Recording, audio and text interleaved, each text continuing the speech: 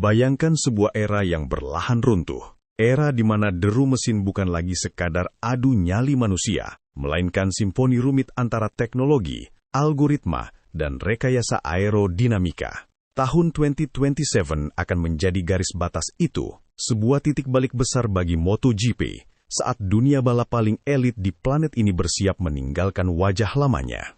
Dan di tengah pusaran perubahan itu, satu suara legendaris kembali menggema. Giacomo Agostini, nama yang terukir dengan 15 gelar juara dunia, tidak sekadar menyambut perubahan. Ia mendukungnya dengan keyakinan penuh, seolah melihat harapan yang lama terkubur akhirnya menemukan jalan pulang. Ini bukan lagi tentang pembalap. Dalam wawancaranya, Agostini tidak berbicara dengan nada biasa. Ada kegelisahan, ada kerinduan. Saya sudah mendorong perubahan ini sejak lama. Sekarang terlalu banyak teknologi. Kalimat itu bukan sekadar kritik, itu adalah jeritan dari masa lalu, masa ketika kemenangan ditentukan oleh keberanian membuka gas lebih cepat, bukan oleh perangkat penurun ketinggian atau sayap yang menghitung tekanan udara hingga milidetik. MotoGP modern bagi Agostini telah berubah, dari pertarungan manusia menjadi kompetisi mesin. Regulasi 2027, revolusi yang tak terhindarkan. Perubahan yang akan datang bukanlah kosmetik, ini revolusi. Perangkat ride height akan dihapus, teknologi yang selama ini membuat motor seperti roket saat keluar tikungan. Sayap aerodinamis akan dipangkas drastis, mengurangi efek downforce yang membuat motor menempel ke aspal.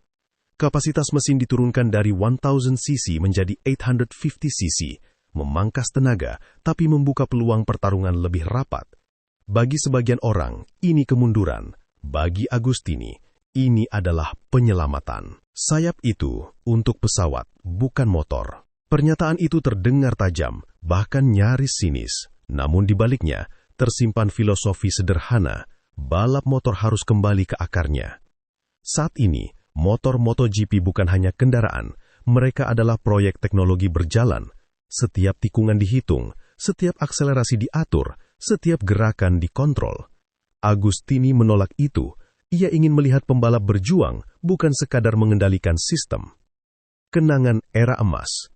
Agostini tidak berbicara tanpa dasar. Ia pernah hidup di masa ketika lintasan adalah panggung keberanian murni. Ia bertarung melawan nama-nama besar seperti Mike Hellwood, Phil Reed, John Surtees, Renzo Pasolini. Kala itu, motor hanya memiliki 100 hingga 150 tenaga kuda. Tidak ada aerodinamika ekstrim. Tidak ada perangkat canggih, namun satu hal yang selalu ada, pertunjukan yang mengguncangkan jiwa. Kami tidak punya tenaga besar, tapi kami memberikan segalanya. Lebih sedikit tenaga, lebih banyak pertarungan. Bagi Agostini, kekuatan besar bukanlah jawaban, justru sebaliknya.